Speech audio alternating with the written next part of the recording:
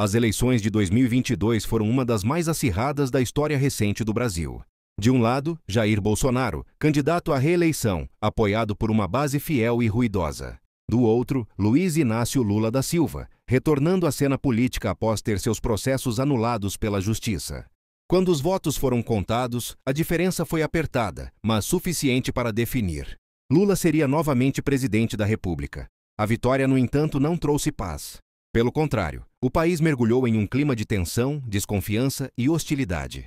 Logo após a confirmação do resultado, surgiram manifestações em frente a quartéis e rodovias bloqueadas por apoiadores inconformados.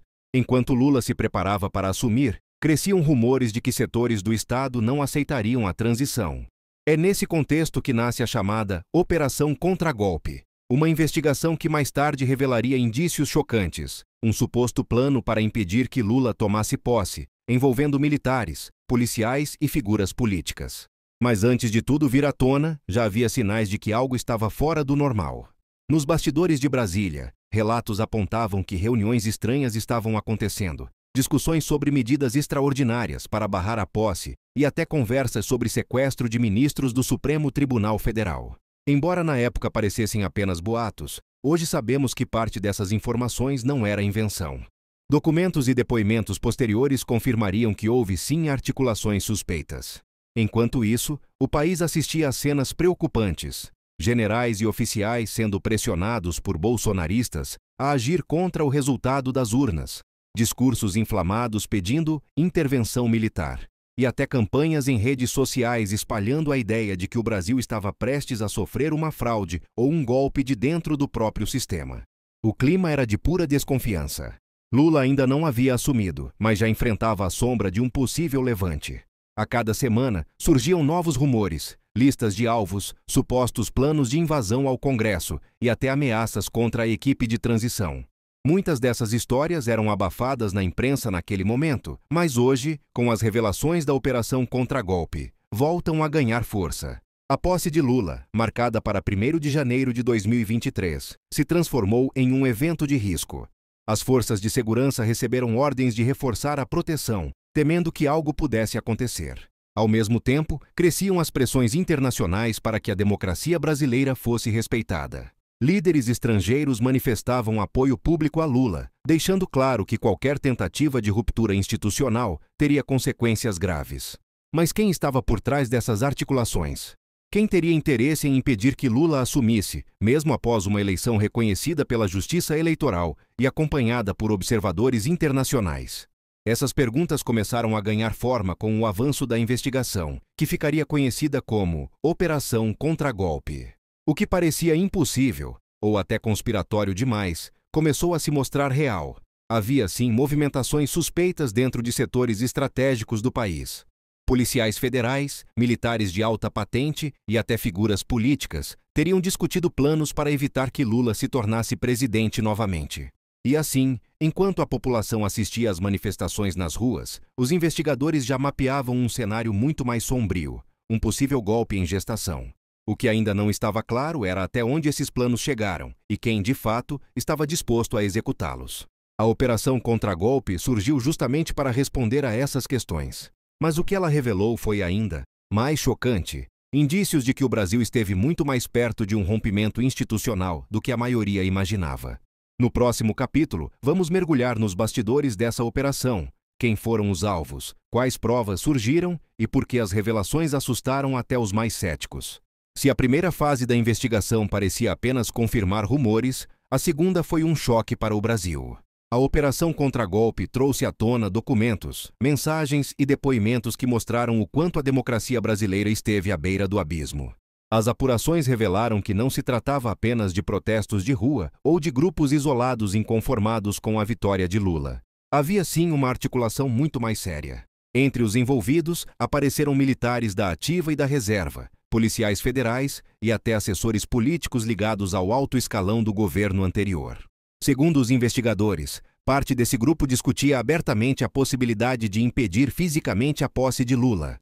Entre as hipóteses ventiladas estavam o sequestro de ministros do Supremo Tribunal Federal, a prisão de parlamentares e até a eliminação de autoridades que garantiam a transição democrática. Eram planos de guerra, com estratégias de intimidação e até mapas de possíveis ações. Um dos pontos mais chocantes foi a descoberta de que alguns desses conspiradores acreditavam que contariam com o apoio popular e até com a simpatia de setores das Forças Armadas. Havia a expectativa de que, diante de um movimento mais agressivo, parte da população apoiaria uma ruptura institucional, algo como um salvador da pátria, surgindo para barrar Lula. Os investigadores também encontraram mensagens trocadas em aplicativos, descrevendo encontros secretos, códigos e frases enigmáticas. Em alguns casos, havia até listas de alvos prioritários, o que indicava que determinados nomes seriam perseguidos caso a conspiração avançasse. Apesar disso, nem todos os suspeitos concordavam entre si. Alguns defendiam ações mais radicais, enquanto outros preferiam testar os limites da lei com pressões políticas e jurídicas. Mas o ponto em comum era claro. Todos buscavam um meio de barrar a chegada de Lula ao poder. A operação mostrou ainda que os conspiradores contavam com um elemento surpresa. Eles acreditavam que poderiam agir em um momento de fragilidade, antes que Lula tivesse consolidado sua equipe e assumido o controle do governo. A posse, marcada para 1º de janeiro de 2023, era vista como uma linha de corte. Ou agiam antes ou perderiam a oportunidade. Foi justamente essa percepção que fez os investigadores acelerarem os trabalhos. As provas obtidas mostravam que havia risco real de atentados contra a estabilidade democrática. Não era apenas conversa de internet ou bravata em manifestações. Havia planos estruturados, encontros presenciais e movimentações suspeitas. E não para por aí. A investigação também revelou que os conspiradores cogitavam usar policiais federais em ações estratégicas. Como se sabe, a Polícia Federal é um órgão de grande poder, capaz de executar prisões, apreensões e operações sigilosas. Se parte dessa força fosse usada de forma ilegal, poderia ter criado um cenário caótico, paralisando instituições e gerando medo em autoridades. A revelação caiu como uma bomba em Brasília. De um lado, políticos e ministros do governo Lula apontavam que aquilo era a prova definitiva de uma tentativa de golpe. Do outro, apoiadores do governo anterior minimizavam, dizendo que se tratava apenas de conversas fantasiosas, de pessoas sem real poder para executar o que planejavam. Mas a cada semana surgiam novos documentos, novos nomes e novas suspeitas. A lista de investigados crescia, e com ela, a sensação de que o país esteve muito mais próximo de um rompimento do que a maioria imaginava. As reações foram intensas. Parlamentares cobravam explicações, juristas pediam punições exemplares, e parte da sociedade exigia que os responsáveis fossem expostos publicamente. Em contrapartida, surgiram vozes dizendo que a operação estava sendo usada como uma forma de perseguir adversários políticos, reacendendo ainda mais a polarização no país. Seja como for, a operação contra-golpe mostrou que não era teoria da conspiração. Houve sim gente planejando impedir Lula de governar. O que ainda não está claro é até onde essas pessoas estavam dispostas a ir. E quem, exatamente, teria dado a ordem final caso o plano avançasse. No próximo capítulo, vamos explorar as consequências dessa investigação, como o governo, a oposição e as Forças Armadas reagiram, e o impacto disso tudo para a democracia brasileira. Será que o país conseguiu se proteger de um golpe silencioso ou apenas adiou uma crise ainda maior? As revelações da operação contra-golpe caíram como um terremoto em Brasília.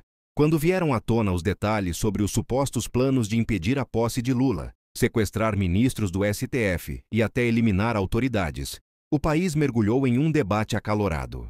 Afinal, o Brasil havia realmente escapado de um golpe ou tudo não passava de uma investigação inflada por disputas políticas?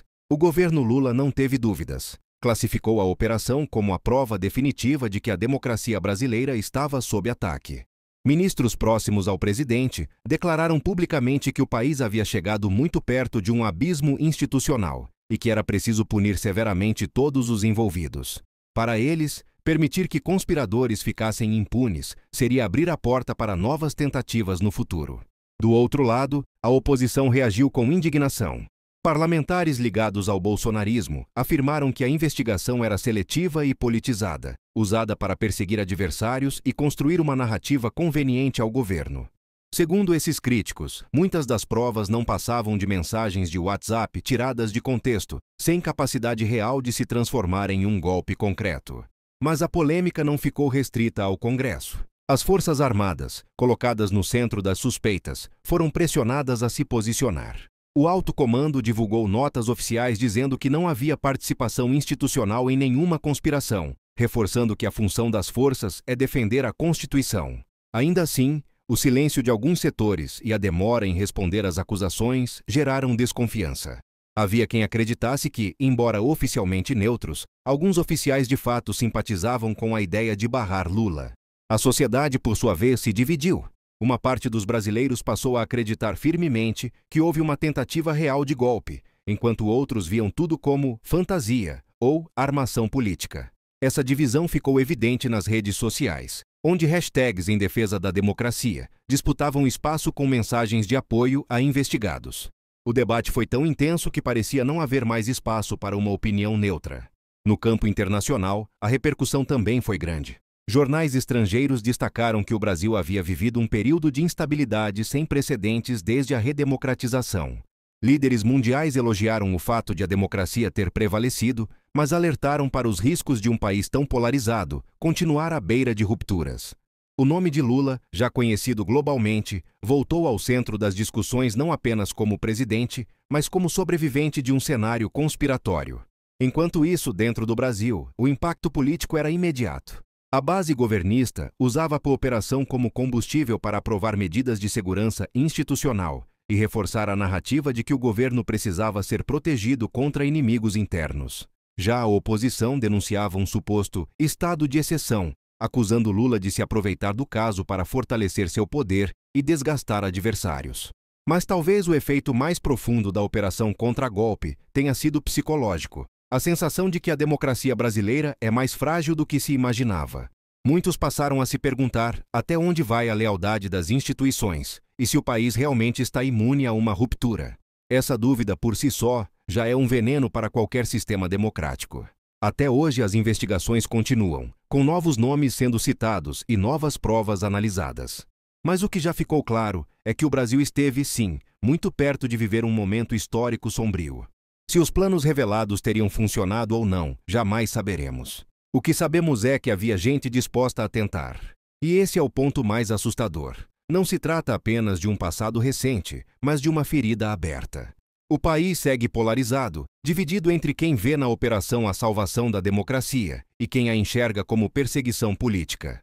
Entre essas duas versões, resta uma verdade incômoda, a de que a estabilidade brasileira está longe de ser garantida. O futuro ainda é incerto. O que a operação contra-golpe mostrou é que a democracia exige vigilância constante. Sejam quais forem as ideologias, quando a vontade de uns tenta se impor pela força sobre a vontade das urnas, todo o país corre o risco de mergulhar no caos.